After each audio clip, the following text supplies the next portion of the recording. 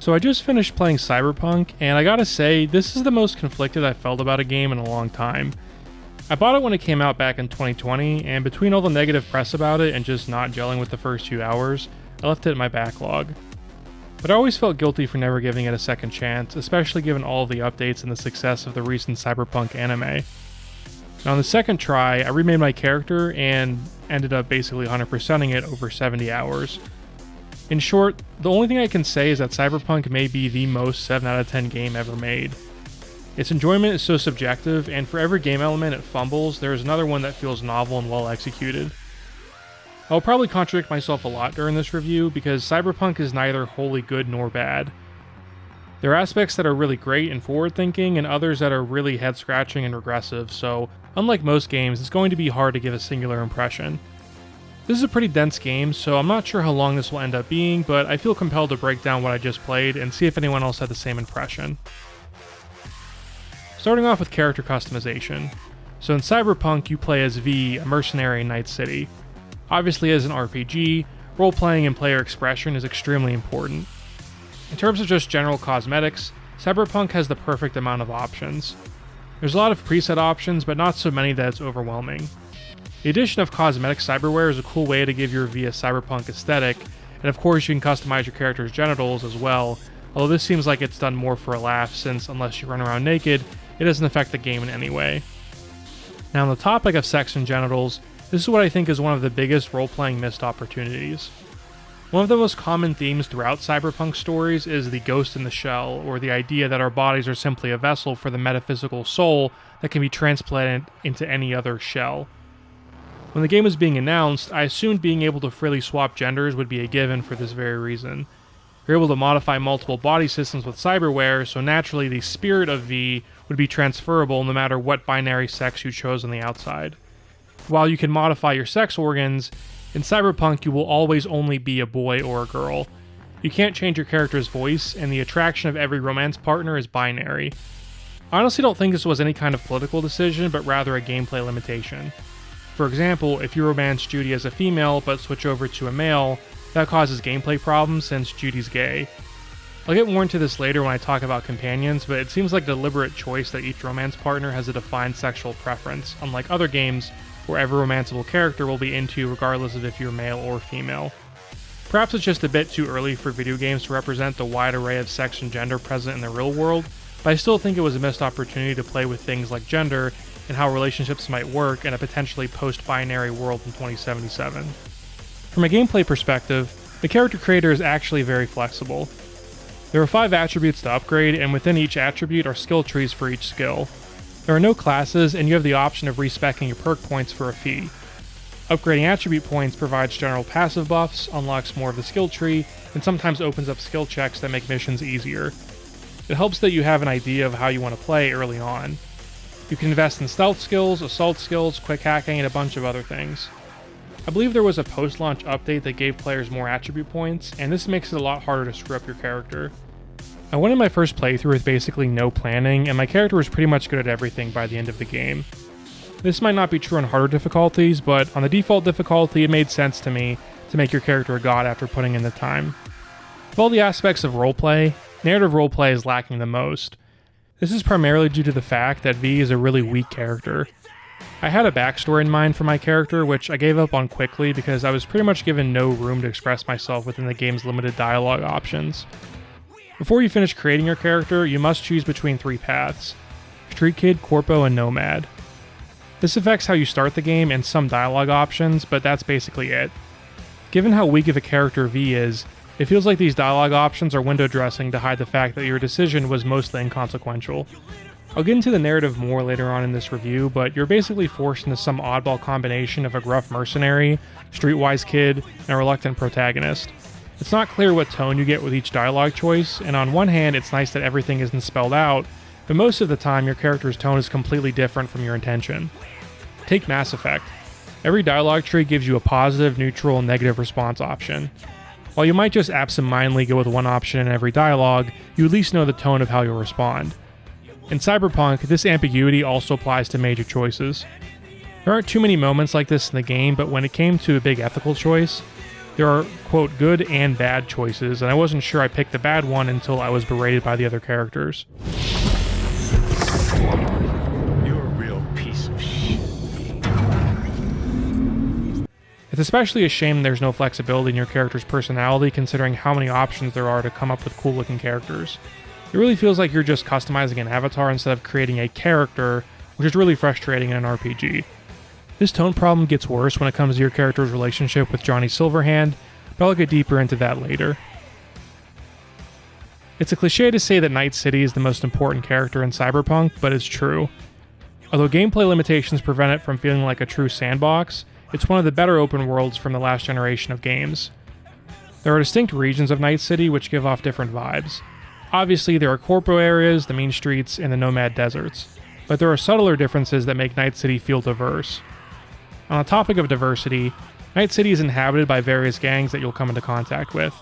There's no reputation system, at least none that affect how a gang treats you, so you regularly kill a horde of a gang's members before accepting a mission from them minutes later. I personally didn't mind this though, because systems like this in games like New Vegas stress me out, and I feel like incentivize you to not explore everything a game has to offer. The term cyberpunk calls to mind a litany of bright neon lights leading you to seedy bars and sex shops, and Cyberpunk nails this. I never got the feeling that the city was procedurally generated or the buildings were just obstacles for me to drive around. I didn't do much exploring, but I was able to go into more buildings than I would have thought I'd be able to. I also felt like the missions made great use of the space. If there was a cool vista or detailed building, side gigs and jobs made some use of it, and by the end, I felt like I explored what Night City had to offer. I'm not one for multiple playthroughs, but I imagine you get to know the city more and more with each playthrough without getting bored. I normally wouldn't think to talk about cars in a review like this, but it's an important thing to mention in an open world game with so much traveling. Considering it's one of the few main things you can spend money on, it's clear that this was, at least at some point in development, a very big part of the game. First thing I'll say is the driving is really not great. A game like GTA controls so effortlessly, and even after dozens of hours, Cyberpunk's driving is still slippery. The driving is so bad that when the game first came out, I was honestly convinced there was a driving skill that I needed to upgrade, and there wasn't.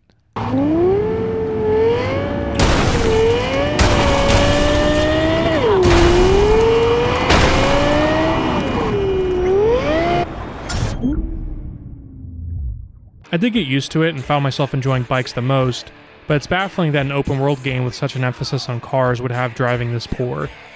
Each car you can purchase becomes a kind of mission to complete. This is particularly odd because unless you dedicate your entire playthrough to buying nothing but cars, you will never have enough money to purchase everything. Also, there are plenty of garbage cars that no one would buy unless they were going for the achievement, which for some reason is the most annoying and tedious one in the game. There are no options to upgrade cars or even change their color scheme. And after you complete the racing storyline, you can't race ever again. All of these are huge oversights, especially for car people coming from a game like GTA. You can summon your car at any time, although since it has to get to you on a regular road, I found it was less of a pain to just run everywhere.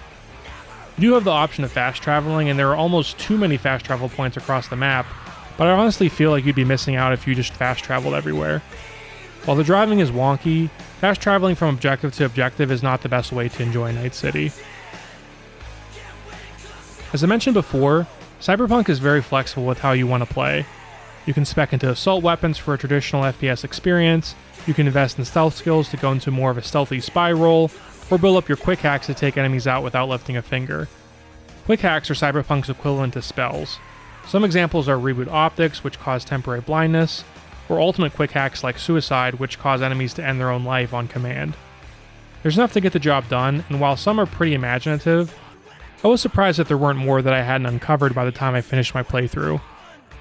I focused on a stealth quick hacking build, and while some quick hacks are more useful than others, the cooldowns prevented me from abusing the same quick hacks flagrantly. Another gameplay element is cyberware. By going to one of Night City's Ripper docks, you can get various parts of your body modified. Different docks have different stock, and some cyberware had specific stat requirements. While the majority of cyberware only affects your stats, I felt like there were more than just extra equipment. As for the cyberware that tangibly affects gameplay, you can buy upgrades to your character's legs, which give you double jump or super jump, but the most exciting upgrades are for your arms. I was partial to the Manus Blades given my stealth class, and I thought they were a super cool addition. The arm upgrades were the only cyberware where you tangibly felt like you were modifying your character's body. It would be nice if in a sequel to Cyberpunk they could build this out more and have more of the cyberware affect you materially. In terms of the mission structure, it's a bit confusing. There are story jobs, which obviously advance the main story. There are side jobs, which are more of the build-out side quests. Then there are gigs, which are given to you by various fixers in each area of the map.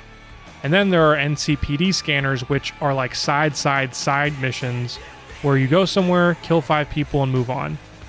The nice thing about Cyberpunk is you can choose how much you want to partake in. I think you'd be missing out on a huge part of the game if you skipped most of the side gigs, but it's up to you how much you want to tackle before finishing the game, which is smart. The amount of quests you initially get can be overwhelming. As you drive to a new borough, you're inundated with calls and missions and gigs, and your quest log fills up as soon as you're out of the tutorial. While it's nice parts of the map aren't soft-locked from the get-go, I wish the opening was better paced. It's also frustrating that for most of the gigs I attempted early on, I was underleveled. It's not clear when you should start taking on gigs, especially when the gear you get for completing all of the ones in a given sector really suck by the time you're powerful enough to complete them all. I was lucky enough to play Cyberpunk on Xbox Series X after the next-gen patch, and like the rest of the game, the visuals are inconsistent. Sometimes the game looks amazing, other times it looks like crap. The most impressive visual aspect is Night City. I would assume the highest priority of the art team was nailing the telltale neon lights of a cyberpunk setting, and CDPR absolutely nailed it. The bright green aesthetic of the Afterlife bar and the dingy dark back alley Ripperdoc clinics are perfectly lit. The illusion would be perfect if not for an equally important element, the people. Almost everyone in Night City who isn't important looks bad up close. NPC standard animations are basic and look like something out of a late 2000s Ubisoft game. Many of them look very off, and not in a cool cyberpunk way. There are also shorter NPCs that walk around Night City that appear to just be the regular size NPCs but scaled down. Like the proportions are so off that I'm not sure if they're supposed to be kids or like little people. The named NPCs look fine in the main story cutscenes, but that quality drops when they step outside and follow you on a mission. That's not to mention the glitches that still exist in the game. Now admittedly I didn't encounter very many and the majority were just visual, but I constantly got this one weird glitch where after a prolonged game session, the textures would just go apeshit, and I had to restart the game. There are also more forgivable bugs like awkward animations, wonky scripting, and cars being telekinetically placed in front of me instead of driving, but they still take you out of the immersion. So the last thing I want to talk about is the narrative. I'll be dipping into some spoilers obviously, so be warned. In the beginning of the game, after a heist goes bad, V is psychically linked with the legendary rocker and outlaw Johnny Silverhand. Their minds are merging into one, and V's goal is to find a way to separate them. The pacing of this game is interesting, and something I think more open-world games should consider. The main quest is very short and can probably be completed in under 10 hours. However, there's a bunch of side content that you can do at your leisure. If you go straight through to the end of the game, you'll be locked out of certain endings and be missing out on huge chunks of backstory for Johnny and the other side characters. But it's your choice how long you want the game to be.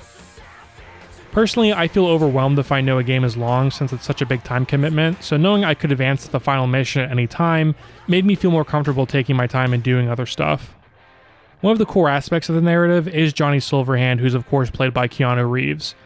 The thread of his and V's relationship is all over the place in terms of writing. First of all, Johnny's personality isn't well defined. There's a flashback with his old girlfriend Rogue where he's a huge asshole to her, but not in any kind of redeeming way. He doesn't come to terms with it, really, and the tone of his flashback scenes is ambiguous. From a plot perspective, I actually thought his backstory with Adam Smasher and Rogue was really interesting. I love their designs, and I thought the character of an old legendary female outlaw was a cool idea. After you meet Rogue, you unlock a questline involving Johnny's old band members and explore his background with Samurai. I thought what could have helped the pacing is incorporating some of these moments into the core story. As it stands, it's possible to skip over this important part of the game entirely, and the player won't form any relationship with Johnny before the end of the game. Another issue with the writing is that the player is given mixed messages as to what Johnny's supposed to represent. Is he the devil on your shoulder you should fight to ignore? That's pretty evident given the red or blue pills you choose in the beginning of the game, a clear callback to Keanu's role as Neo in The Matrix. It feels like these pills were at one point a bigger part of the game, maybe some kind of morality system between you and Johnny, that was never fully implemented. You kind of just take these pills at the beginning of the game and they're never brought up again. So if Johnny isn't the devil on your shoulder, are you supposed to build a relationship with him throughout the game? Well, given you have a built-in relationship meter for Johnny in the pause menu that is never explained, it seems like that's the case. But the problem is the only way to build that is to do his side missions, and if you don't answer one series of dialogue options correctly, you can't achieve max relationship with him. The game is also constantly shifting back and forth between familiarity and animosity between you and Johnny. Take for example the beginning of the Delamain questline, where you're tasked with tracking down rogue self-driving cars. This is one of the first missions you get right after the tutorial where there's clear animosity between you and Johnny.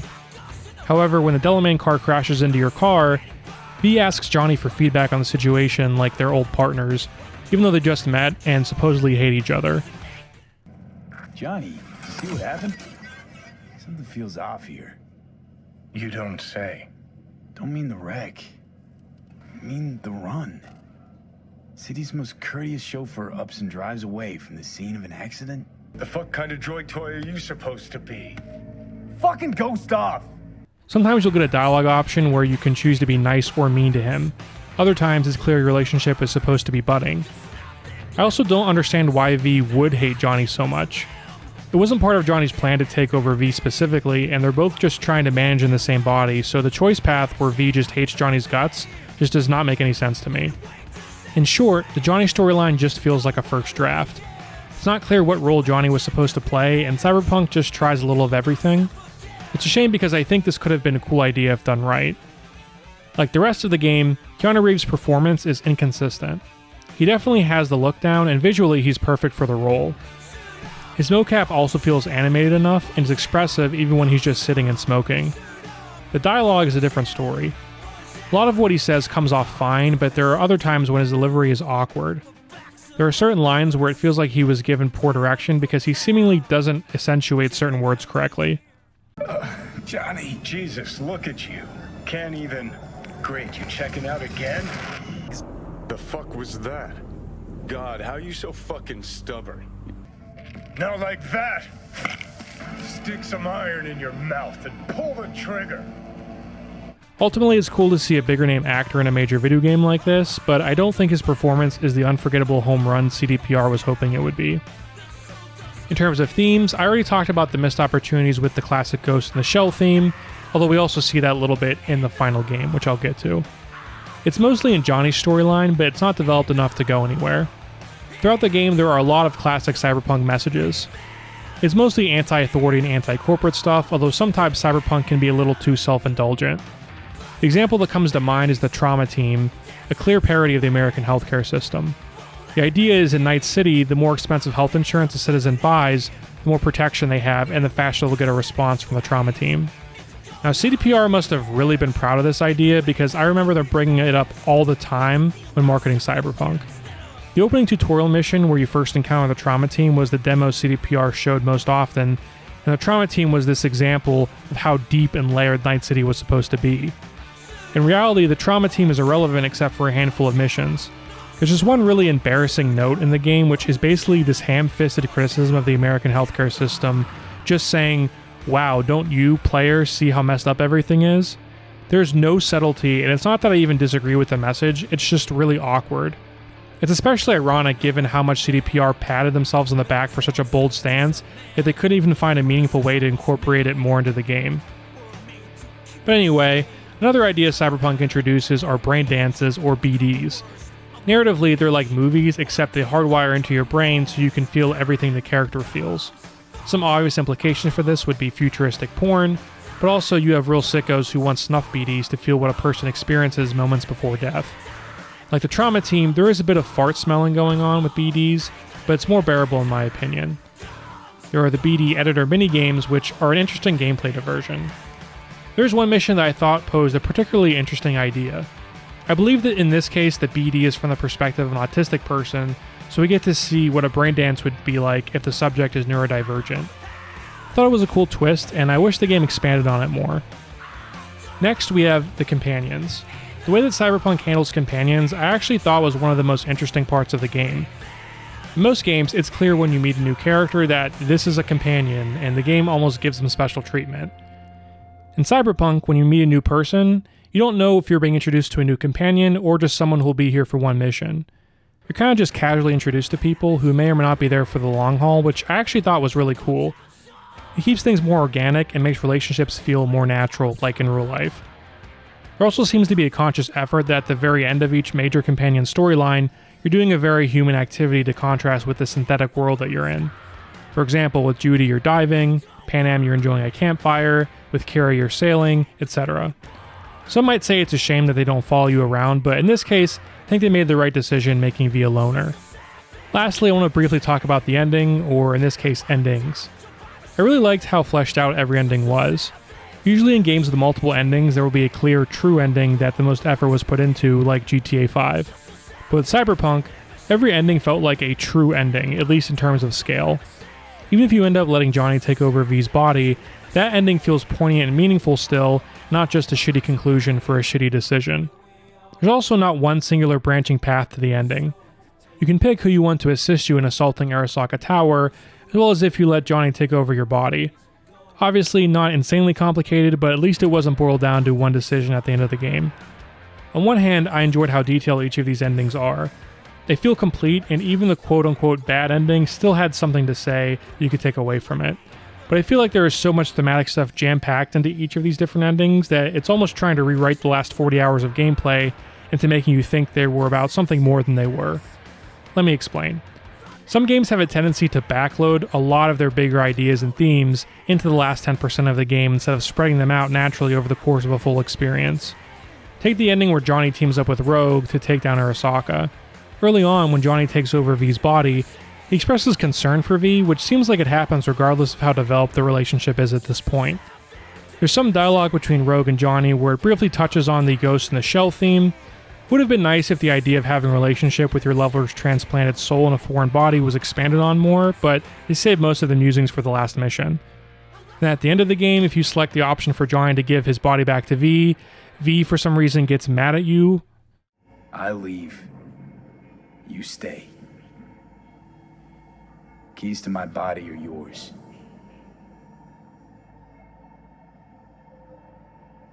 No, it's gonna be me. You lying sack of shit. As I said before, V and Johnny's relationship is just not clear and can go in too many different directions for the game to keep track. Another example, take the Devil ending. There's themes about the fusion of V and Johnny's personalities, V ultimately becoming obsessed with Johnny. It suggested that Johnny is V's key to, I guess, exiting the Matrix, and only by rejecting the status quo can we truly thrive. There's just too much going on. Having so many different endings with so many themes backloaded is a sign of overwriting. While I appreciate the effort to craft multiple endings that all feel genuine, it isn't paced well enough to impact the player as much as it could have. So that's Cyberpunk, at least my most standout impressions after finishing the game. I saw a Reddit post a while ago that was basically asking if Cyberpunk was a failure or not, and it got me thinking. The game sold extremely well, so you can't call it a failure from a financial perspective. It also spawned an acclaimed anime, which was much more beloved at launch than the game that inspired it. But it also did irreparable damage to CDPR's reputation. It was the only major release to ever be pulled from PlayStation Store shelves because it ran so poorly. So it's also impossible to call it a success either. The game itself is also full of contradictions. Its design is both smart and short-sighted. It's beautiful, yet it's ugly. It offers deep customization, yet in other areas is incredibly shallow. I know it's not really helpful for a review to be this wishy-washy, but if you've played this game, I imagine you'd know what I mean. In its current state, I do believe it's worth playing, and it kept my interest enough to more or less 100% it, which says a lot. While it seems like there's a 0% chance of this ever happening, I truly believe that if a sequel were ever made, if the direction was clear and the lessons were learned from Cyberpunk 1, there's no question it could live up to this game's monumental potential.